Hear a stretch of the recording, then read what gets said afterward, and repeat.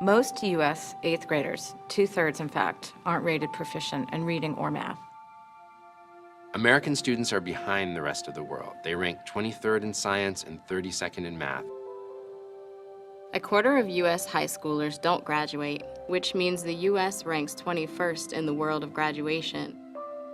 Real education spending per student has more than doubled over the last 30 years, while results have remained flat. It's a tragedy when a child comes into school full of curiosity about the world and gets somehow lost in the system. Education now is the great civil right. If we want to create a society based on equality of opportunity, then we need to really dramatically change how we educate young people so that they all have a chance to be successful. Right now, we have a model with one teacher, 25 or 30 kids, and a textbook.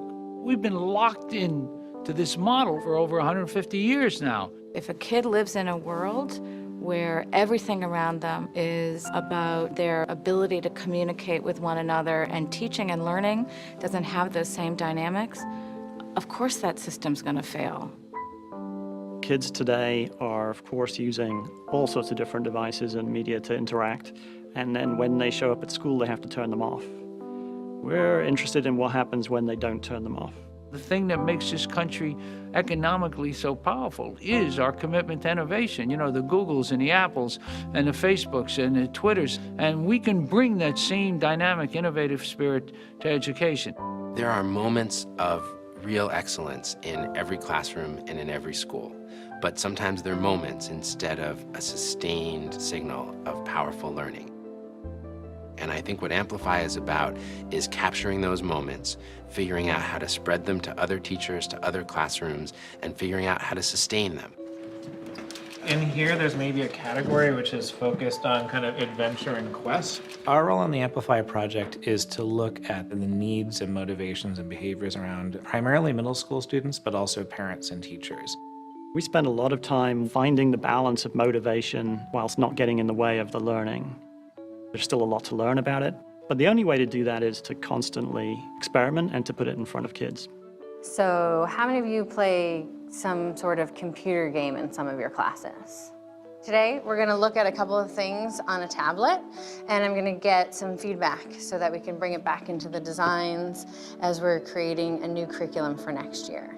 So we're focused on 3 specific areas. One, building a curriculum that is unlike anything that's gone before.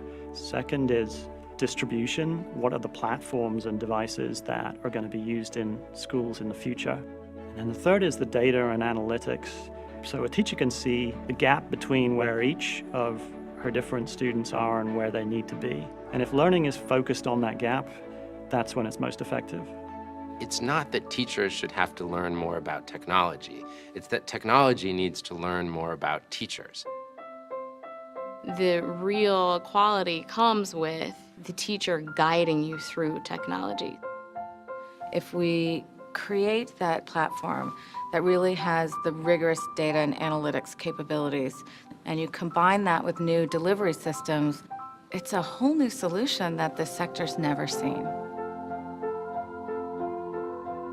We call it Amplify for a reason. So at every level of the educational enterprise, we want to amplify, to empower teachers, to improve instruction, to get parents more involved in their kids' education.